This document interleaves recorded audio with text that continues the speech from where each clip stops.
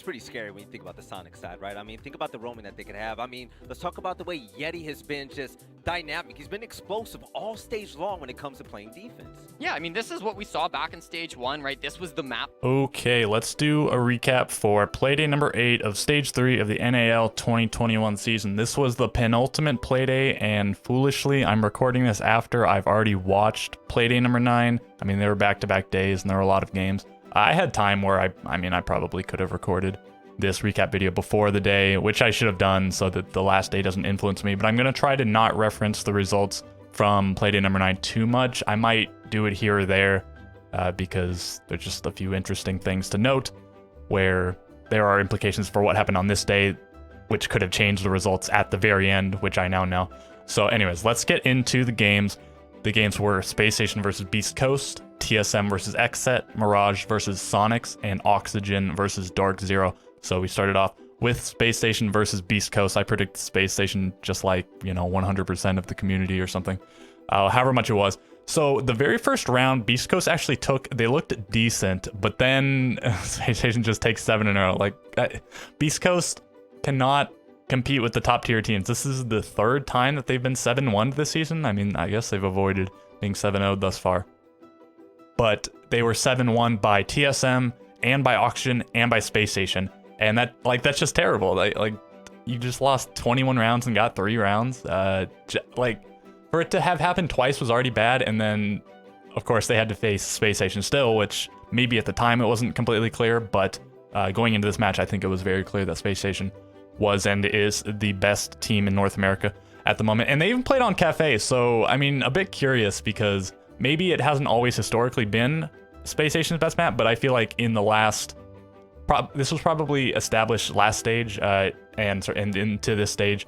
Cafe is Space Station's best map at this point. It used to be Clubhouse back in the day, but it is certainly Cafe, I would say now.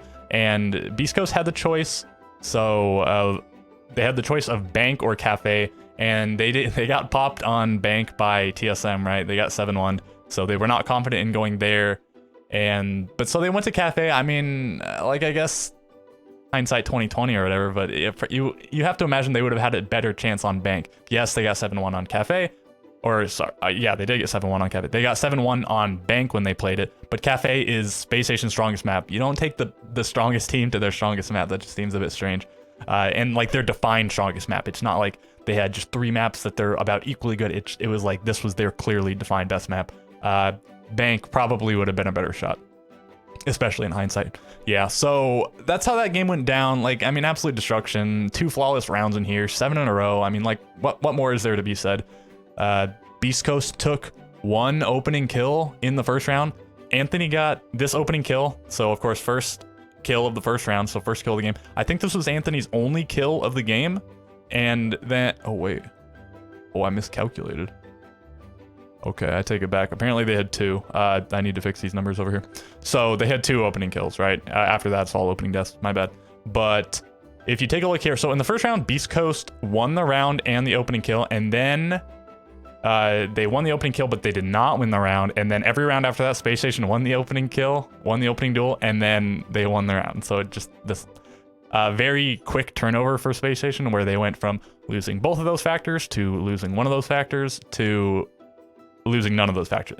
They went flawless for the rest of the game in terms of those things, and in a couple of the rounds even.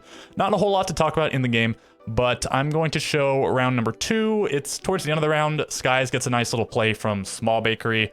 He sort of pinched a little bit, but not subsequently, and they're not even going for him. There's 2 players pushing into Bakery trying to clear out Bosco, who's playing in Bakery proper, and I think Bosco's getting flashed, so he needs help from Skies. Skies kills one and then turns and kills somebody else who walks down red stairs. It looks like they don't know he's there though, or I don't know. It doesn't look like they know he's there. It doesn't look like he gets shot at. The guy comes around and anyways, and then he downs him, and then he turns and he kills the other guy in Bakery, and then he turns back and he finishes the guy, and then Fultz gets the last kill really quick. So I will show that clip here. we're going to start to see them putting pressure on this VIP. Oh, Hold, no! Hot Cold had every advantage he could ask for in that scenario, but Siphon still ends up getting the better out of him, takes him down, and that's another player going down for SSG. A 3v5 is what they'll have to come back from now. Could go even lower soon, but Skies, with great timing on this assist for the inside of Small Bakery, takes out Young as well.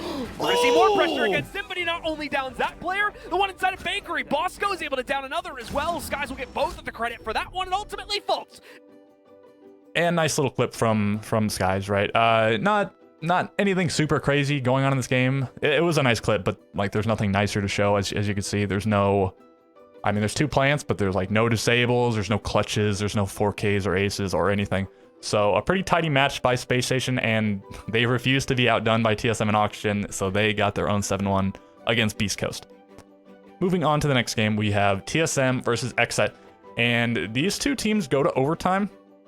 In this game, obviously, as you can see here, they go to 14 rounds. TSM ends up taking it, which is very unfortunate for Xset. They're going into this Playday in the bottom of the league, tied there.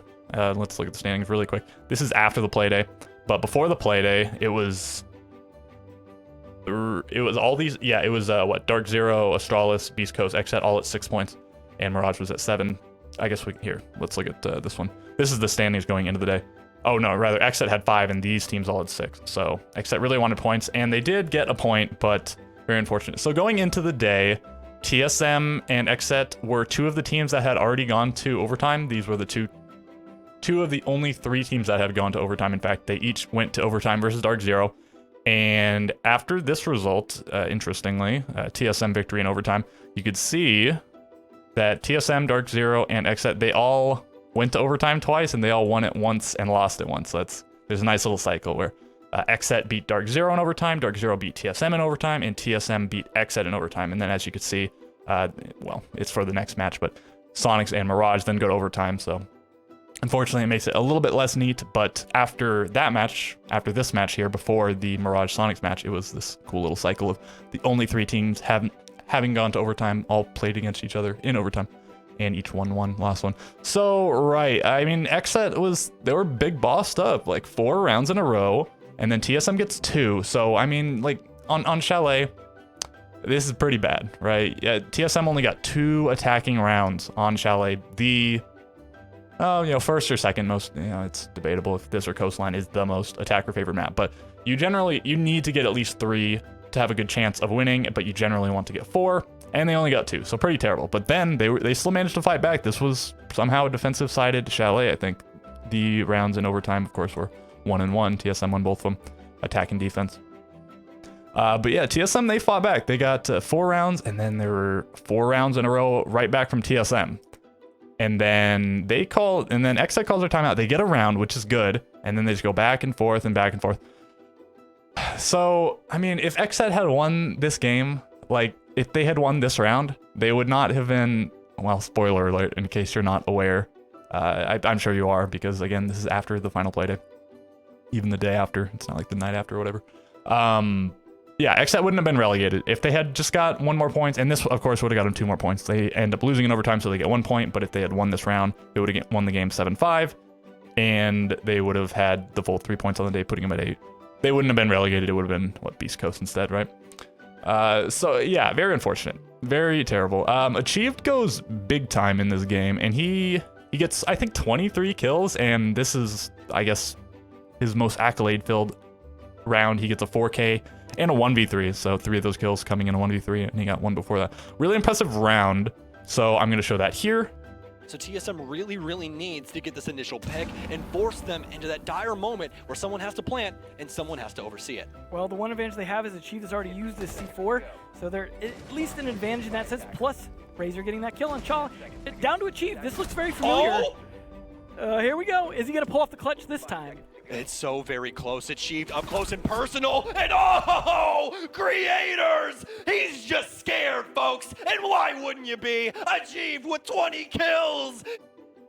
And this wasn't as make or break of a round for Xset as like this one was, because they still would have had to win the next round after this. It's not like this was round 15 or something, but if they had won this round, if they hadn't let Achieve clutch on them, they would have gone to round 15, assuming, round 14 still went the same way. They would have gone to round 15. They would have had 1 more round to decide it, but unfortunately, they let it slip away from them TSM, I'm sure this was a disappointing result for them. Like, they were trying to get points for the major, and they got 2 points. But if they had got this point, they would have gone to the major as well, and they would have been secured after this day, I think, right? Because, no, they would have secured it there, right? No, not necessarily, because DarkZero still could have gone perfect on games.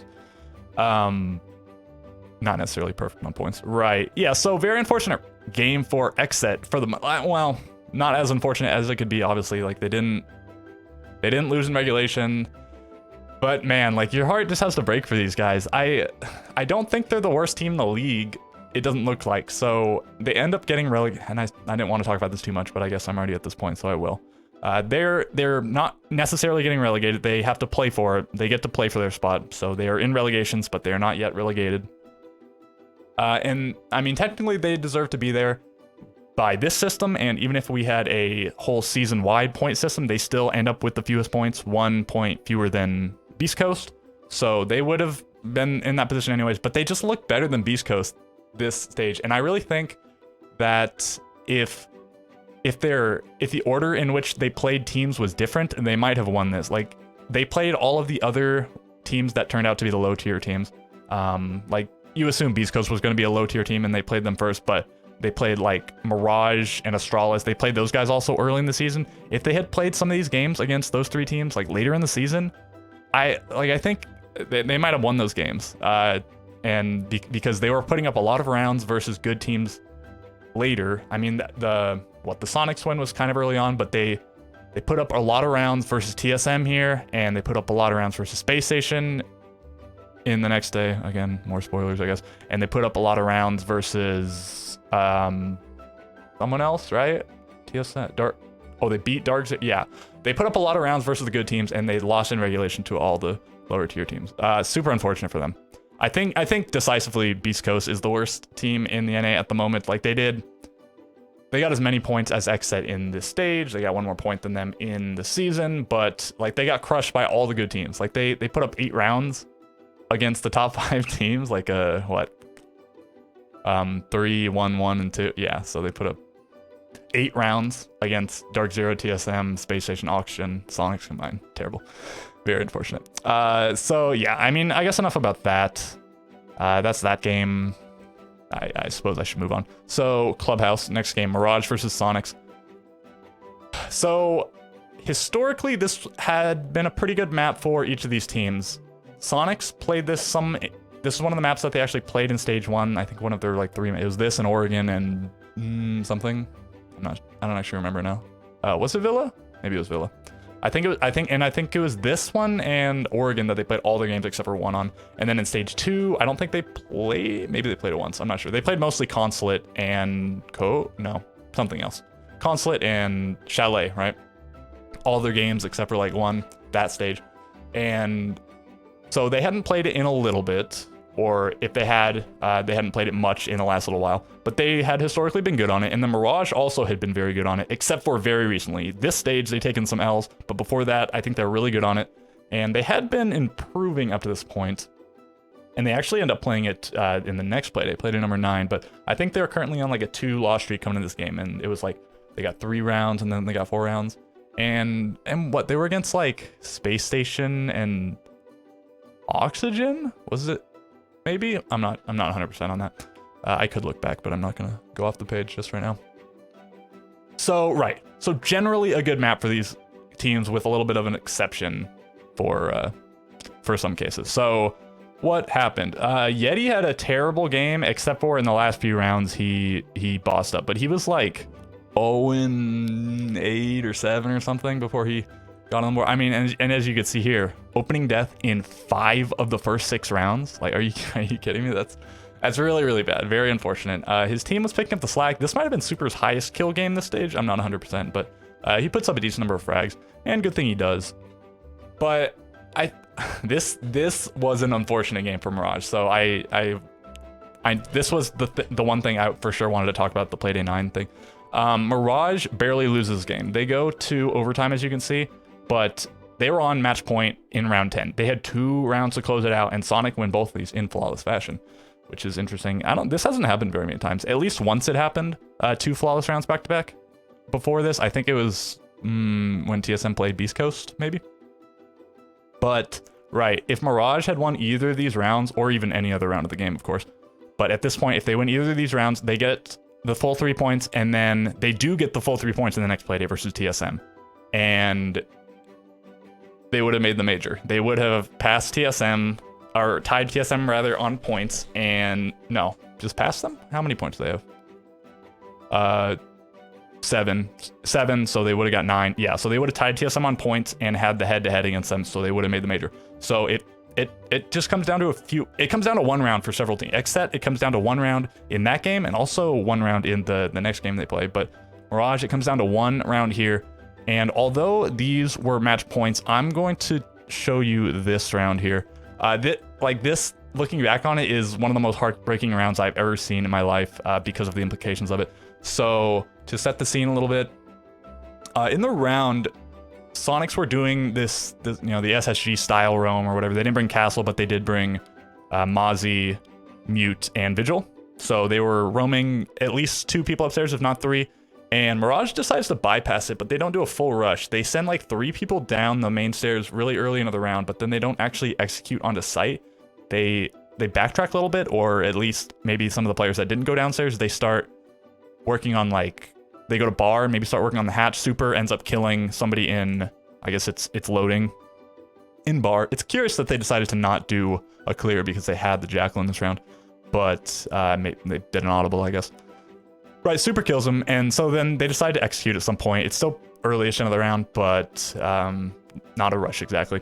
And it comes down to 1v2 for Grixer. The bomb is planted, and it's Nyx and maybe Dream still alive?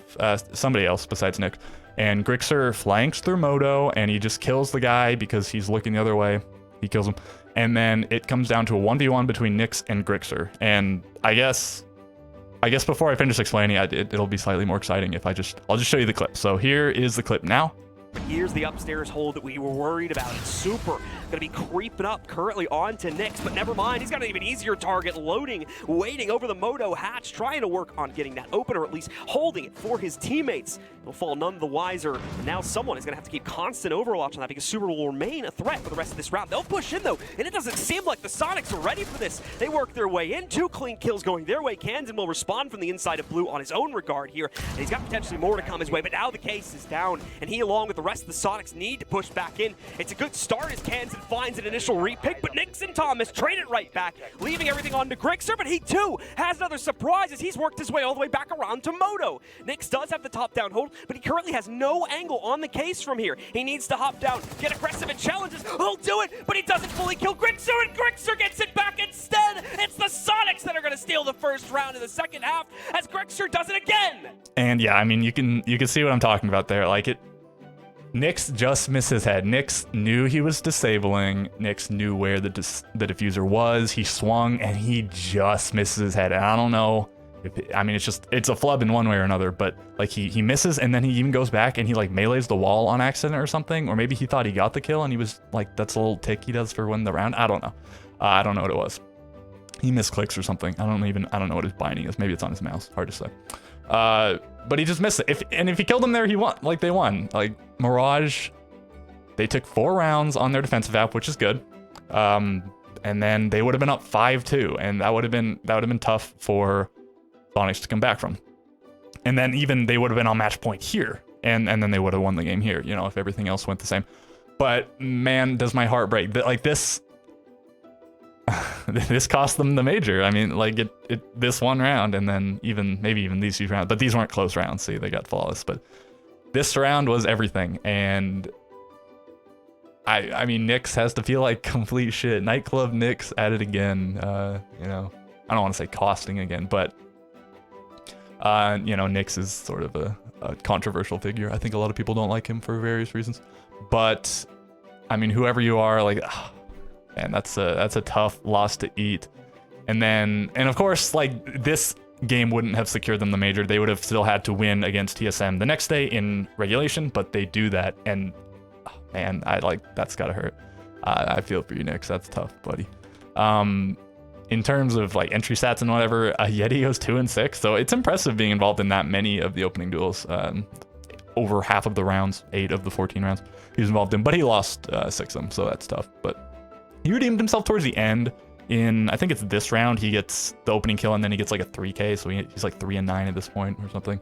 And then he gets like some kills in these rounds, so gets another opening kill, gets a few, yeah. So I would say if Yeti had just been performing well, they might not have gone to overtime anyways, but certainly his improvement in performance helped them secure the game.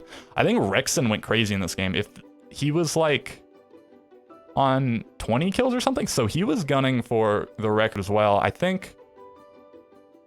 mean, if it went one more round and he got, you know, 4 or 5 kills, I guess he could have broken Achiev's number. And I said the record, I don't think I qualified it earlier. I'm talking about the NAL record. The world, the global record for single map, I think, is Palu with 26 kills. And previously, before Achieve set the NAL record, it was 22, which was set earlier this stage by J9O on Coastline. Before that, I don't know what it was. I think a long time ago, I'm not gonna tell the story. Rampy set a kill record a long time ago on Coastline, but whatever. So, okay, that's that map. I predicted Sonics, and so I guess I got this right, but Sonics did not deserve to win this map. Mirage played well, oh, but then they choked. Oh man, heartbreaker. Okay, right, let's move on to the last one. So, Oxygen versus DarkZero. And this is the one I got wrong, and this is the one I expected that I might get wrong on this day if I got any of them wrong. This seemed to be the most competitive going into it, and this is where things became dire for DarkZero. They needed to start getting points on the board to, well, both avoid relegation and to make the major. And again, spoiler, like I'm sure you're aware of this, DarkZero do end up making the major, and they didn't 100% need these points to make it, I don't think. Because they could have gone flawless on the last day, but because they lose the game the next day, they in hindsight need these points. They end up tying TSM on points, and I basically lied, right, where I said I was gonna not talk about the next day. I talked about it a ton. Oh well. Yeah, they end up tying TSM on points, but they get the head-to-head again. They already have the head-to-head rather from earlier in the season against them in that overtime game that they played on Oregon. So what went down this game, right? Some Captel play from Canadian. He's kind of bringing it back into vogue. He played some on this day and some on the next day on like Chalet, or this on Chalet. Maybe it was only on Chalet. Did they play? Maybe he played it on Bank as well against Astralis, but like nobody plays Captel. And if anybody plays Captel, it's on like Clubhouse, and he's playing it on Chalet, so very cool. And he plays some Yana, some Ying, some Castle. You know, he's all over the place, as he always has been. So what went down this game? I mean, DarkZero, they have redeemed themselves, not fully at this point, but right, they got beat down by Sonics on Chalet before. It wasn't an absolute beatdown, but it looked fairly decisive. Like DarkZero did not look good on attack when you should look good on attack on Chalet, because it's one of the easier maps to attack. But yeah, no, they run up the score. I mean, they get 5 in the first half, and then, you know, Auction maybe starting to mount a comeback. Maybe they can get 5 on their attack half as well.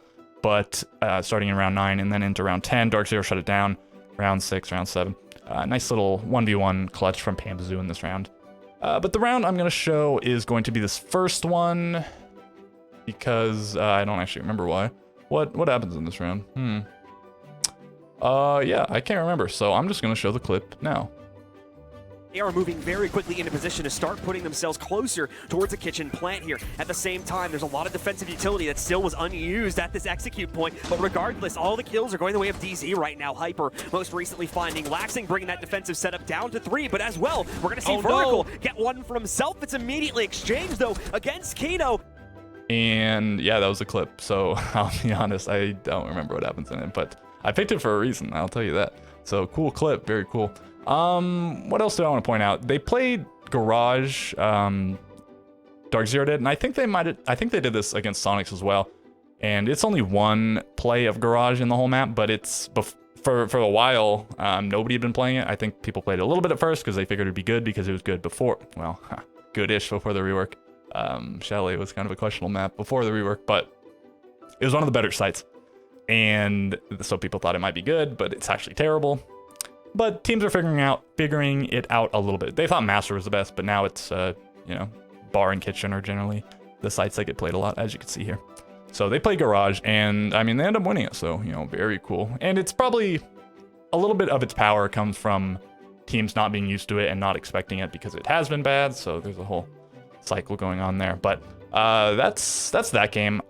Nice little 4K comes out from Pamzu in this round. And I guess I don't have too much else to say. So let's just move on to the scoreboard and take a look at it. So at this point, Space Station are secured for first place. They can be caught in points by Oxygen, but having the head-to-head against them confirms them for first place. Well deserved. And then Oxygen and Sonics play each other in Playday number 9, so that will likely determine second place. And then whoever loses that game can get passed up, potentially.